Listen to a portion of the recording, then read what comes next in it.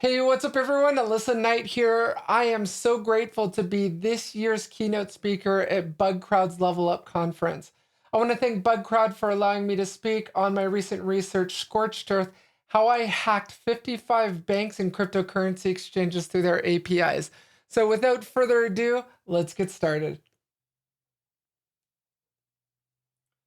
I like to start my presentations out with this quote.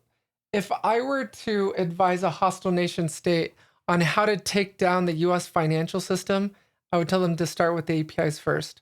Our financial services infrastructure is a carefully woven fabric of APIs that are allowing financial services and fintech companies all to talk to each other.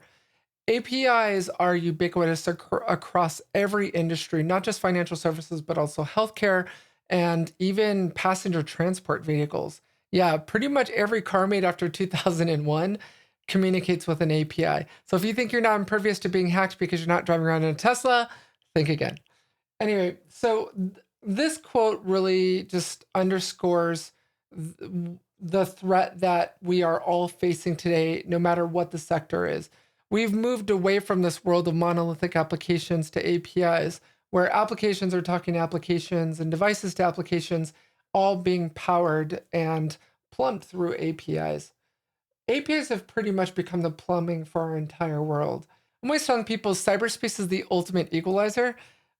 I don't have the resources, the money, or the military superiority of the United States, for example, yet just being able to target and breach APIs, I have the ability to take down major critical infrastructure simply because these APIs are unprotected.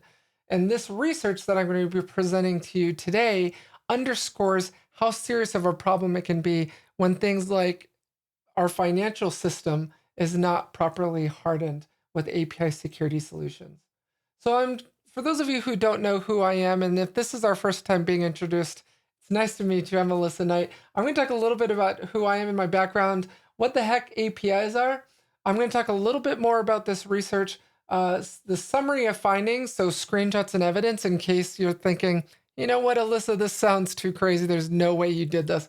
I'll be presenting evidence today. And what I learned from robbing these banks from the comfort of my own home. And then I'm going to close this presentation with an Ask Me Anything, an opportunity for you to pretty much ask me any question you want. All right, so who am I? I was arrested for hacking a government network when I was 17. I like to say that I'm a recovering hacker. When the charges were subsequently dropped, I began working for the US intelligence community in cyber warfare. I'm a recovering hacker, recovering entrepreneur, recovering perfectionist, if you will, and an adversarial content creator. Now you're probably wondering, okay, Alissa, what the heck is adversarial content? So I coined this term back in 2019 when I started creating white papers that demonstrated the efficacy of cybersecurity products by hacking something. I believe that CISOs, and we just in general, security engineers, are sick and tired of the typical marketing fodder of cybersecurity vendors, of their features and their capabilities and their machine learning. And I wanted to create a different kind of content. So I started a company called Night Inc. that basically disrupted cybersecurity marketing in general by creating these new form of white papers that tells the story through the lens of the adversary. So what I do is I hack a network and then show how the company's product would have prevented it, and if it didn't prevent it. So this is a concept I coined as adversarial content. I am a published author. I published the first book on hacking connected cars in 2019 under Wiley. Now I'm working on a new book on hacking APIs, and that will be coming out sometime this year under our own publishing company, Night Publishing. Okay, so my experience in hacking APIs goes back quite a bit. I first started out hacking 30 financial services mobile apps and fintech mobile apps back in 2019. And then I hacked 30 mHealth apps. Don't ask me what's with the 30 app thing. I don't know. I ended up just starting out with 30 and it just kind of became a theme. So sticking to that thematic expression, I stayed with 30. So then I went on to hacking 30 mHealth apps and APIs, giving me access to millions of patient records, showing how vulnerable this mHealth API infrastructure is in this pandemic that we're living in now. In 2021, I also published research on hacking law enforcement vehicles remotely through APIs, actually demonstrating how I could lock and unlock the doors and start and stop the engine. Of course, with the law enforcement vehicle, that is incredibly dangerous. And then shortly later, began hacking fire APIs in the healthcare sector, fast healthcare interoperability and resources. This came out of 21st Century Cures Act as a mandate by Capitol Hill lawmakers to make healthcare payers and healthcare providers provide our patient data through FHIR APIs. That report was called Playing with Fire.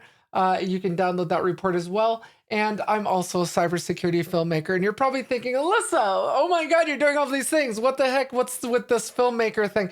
So, building on the success of our adversarial content in written form, in written experience, we wanted to create visual experience.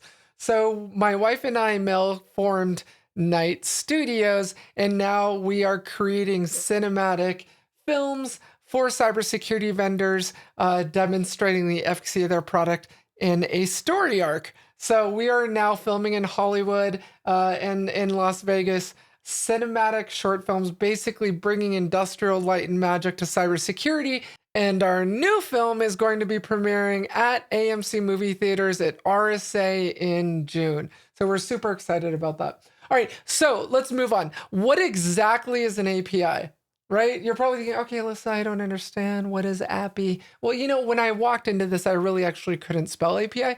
I had to learn along the way, like my other vulnerability research. But basically, the best way to describe APIs is it basically is glue that allows applications to talk to one another. Let's say, for example, in the analogy of a restaurant, we're all going to have something to eat. We look at the menus, we decide what we're going to order, we place that order with the waiter, and the waiter brings that order to the back end kitchen where the chef is going to cook it and then hopefully deliver back our food where we can eat it. This is a great analogy of an API consumer talking to an API, and that API requests the data from the backend servers and delivers it back to us as the API consumer. This could be a mobile app, it could be a car, it could be anything. So that's an API. So about the research, this I deviated from the 30 app history I had, but this was 55 apps made up of banks, neobanks, cryptocurrency exchanges. I wanted to go after all financial services and fintech. No victim was spared. Many of the APIs were deployed behind web application firewalls. Shame on you. Stop doing that. I get that APIs speak the HTTP protocol, but don't secure them like you would a web server. You need an API threat management solution, and this research is proving why you do and why WAFs fail. A majority of the APIs that I was able to breach in working with financial services companies were actually protected behind WAFs. And why do WAFs suck for securing APIs? Because of the fact that they don't understand business logic. They don't understand if I'm logged in as Alissa Knight, why am I requesting the data of Carl Mattson? That is an authorization vulnerability. I'm authenticated, but I'm not authorized to request a wire transfer from Carl's account. Or any of his financial information. None of the APIs I tested had undergone pen testing. I don't know what the deal is here. I think, in my conversations with organizations, basically it came down to we were doing our required annual pen testing. We didn't have any APIs in development, and we didn't want them going after production APIs. They are talking to Venmo or, these other P2P payment services or this fintech or this FinServe, and they didn't want to risk it going down. So the APIs were left out of scope. Every organization, of course, is different in their reasoning, but whatever the reason is, it's not a good reason. Okay, so maybe you're thinking, oh, Alissa, these were community banks. These were small banks that didn't have a cybersecurity budget. Of course you were able to hack all these things. No. I wanted to provide some demographic information to all of you on my targets here in the sampling. The headquarters for the banks and credit unions were 19 in the United States. 4 of them had over 100,000 employees, 5 of them had over 50,000 employees. Assets under management, 11 had over 100 billion in assets, 4 of them had over 1 trillion in assets. And account holders, you're talking about 3 of the targets having over 11 million account holders. 2 of them had over 50 million account holders. So the demographics for the targets were all over the board. It wasn't a small company problem versus a big company problem. It's an all of us problem. The neobanks, those of you who don't know what a neobank is, it's basically digital bank. It's got no brick and mortar branches. It's the branchless bank. Headquarters 17, 3 were in the UK, 1 was in Canada. Number of employees, these were all over the board. Some of them had over 100 to 500 employees. Assets under management, some had over 5 billion to 10 billion in assets. I mean, these were not small companies. These were medium to large size organizations. Some had over 1 million to 10 million account holders. The cryptocurrency exchanges, 5 were in the US, 1 in the UK, 3 in Asia. Crypto under management between 1 and 1 billion. Account holders between 1.1 billion and 10 billion and held by customers. Assets under management over 10 billion. These are large organizations, right? Okay, so you're probably thinking, Alissa, this all sounds amazing. Get to the meat of the sandwich. All right, here it is. Are you sitting down? Are you ready for this? Okay. I was able to actually move money in and out of accounts using these vulnerabilities. A majority of the vulnerabilities were what are called broken object level authorization, or BOLA, and we will talk about that shortly. But I just want you to know that as long as I knew the account number, and we all know this isn't top secret, right? It's printed at the bottom of checks. Goodness, if you walk into a branch and open an account, you get an account number, and then you can cycle through all of the other numbers because now that you've got the syntax. All right. Able to change Visa debit PIN codes of any bank customer. If I knew the debit card number of any customer, and of course I could cycle through them as long as I had one, I could change the PIN code of any of the customer's debit cards. 2 most common vulnerabilities were API 1 2019, like I said, BOLA, and API 2 2019, or broken authentication. Coincidentally, OWASP API security top 10, number 1 and number 2. 54 of the 55 mobile apps that I reverse engineered contain hard-coded keys and tokens, as well as usernames and passwords. Shame, shame. Stop doing that. It is very easy to extract an Android app off of an Android device, throw it into something like Mobile Security Framework, and search for hard-coded keys and tokens and other API secrets. Stop doing it. I get that you have to do it, but at least make it hard for me by obfuscating the code. All of the apps, all of them were vulnerable to women in the middle text, or what I like to call WITM, or as many of you previously have referred to it as man in the middle text. But basically, I was sitting in the communication session between the API client, like the mobile app or the web app, and then the backend APIs, sent SSL TLS certificates in both directions, and they thought they were communicating with the other end. It was really me, and I was able to decrypt the traffic and learn how the API worked. All right. The actual architecture of the attack, again, this was me sitting in the middle. Postman, if you're in the audience, I love your tool. Call me. I would love to create content for you. But basically ran the financial services mobile app on my mobile phone that communicated with my laptop, which was running either Burp Suite. These days, I'm using more Burp Suite. Previously, I would use Minim Proxy and Postman, and then I would copy and paste the captured packet in its header fields into Postman, send it to the API, and I'd be on my way off to the races. But I'm more lazy these days, so what I love about Burp Suite is I can stay within the tool and I can just use whatever module in it, whether it's proxy or replay, whatever. And also MobSF, like I mentioned before, for static and dynamic code analysis. It's a great tool. Download it from GitHub. It's free. It's very powerful.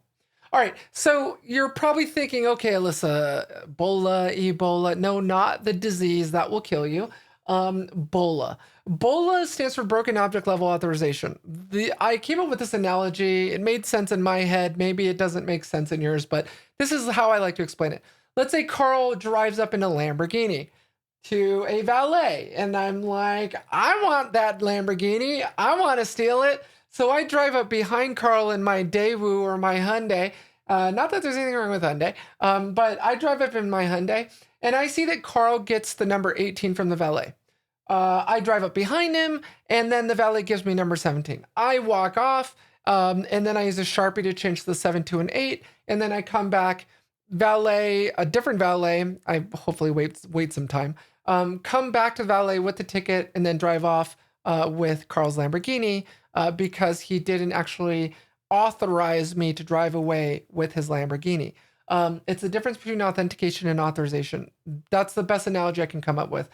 Basically, you're authenticated, you're allowed to pick up a car because you have the valet ticket, but you're not authorized to drive away with someone else's car. Same thing with an API. I'm authenticated, I'm allowed to talk to the API, but I'm not authorized to be able to wire money out of an account that doesn't belong to me or request information on the account holder from the APIs when it's not my account. Okay, that's BOLA. All right, so you're probably thinking, Alissa, I don't believe you. There's no way this was possible. Well, here's screenshots. So these are screenshots of the API keys and tokens that I've found hard-coded in the apps. You guys and girls will notice Firebase. But there's some lovely, juicy Firebase stuff in there, as well as some other keys and tokens. And believe it or not, usernames and passwords, as well as credentials for AWS. These are some other screenshots. I was trying to figure out how to copy thousands of keys into a PowerPoint. I thought the best way was just take screenshots of my spreadsheets. You get the picture. All right. This is a screen capture of Minim Proxy, the way I used to do things. But here you can see the decrypted actual body of the API request where I've got the card number, the card type, the unique identifier, the name on the card. So this is basically the PIN information for the card and as well as the member account number.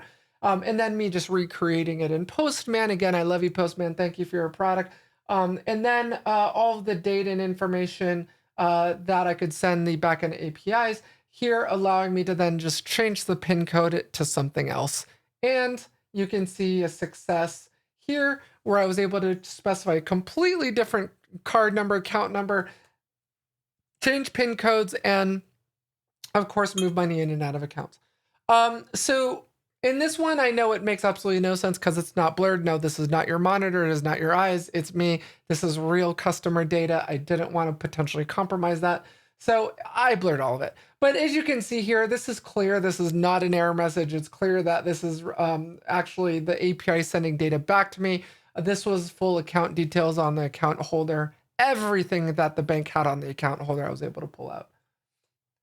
All right, so what did I learn from robbing 55 banks from the comfort of my living room?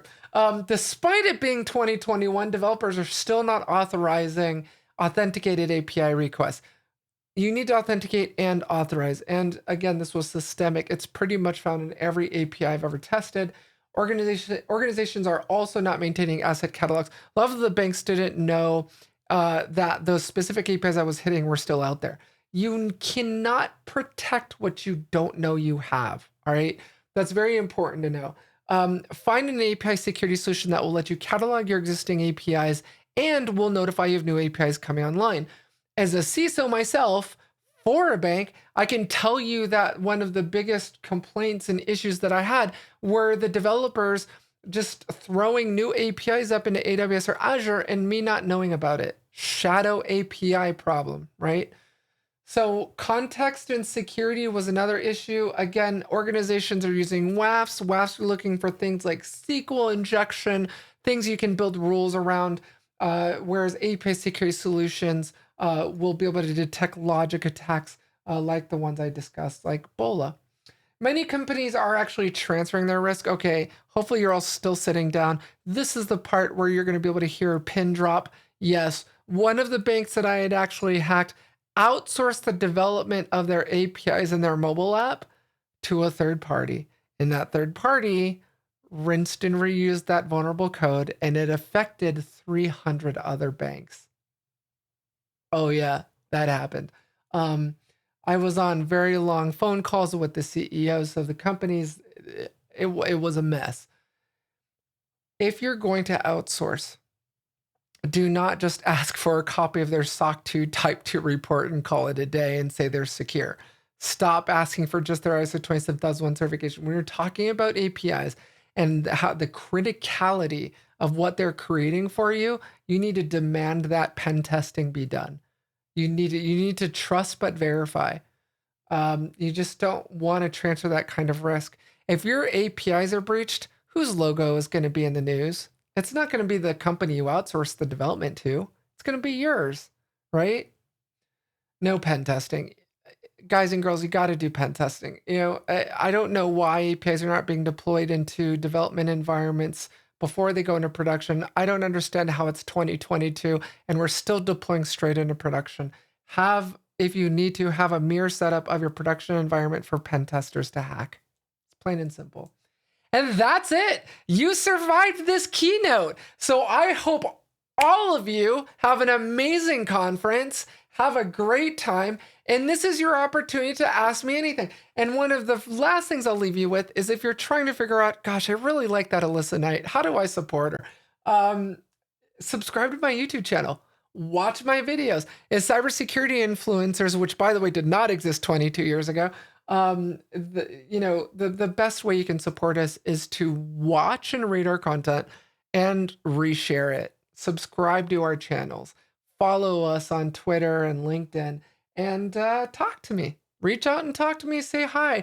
And happy to answer any questions that you have. But thank you very much for your time. And I want to thank Bugcrowd for inviting me to be the keynote speaker for this conference. And I appreciate all of you. And I've got some fans in the audience. I love you. I love all of you. Take care of yourselves and each other.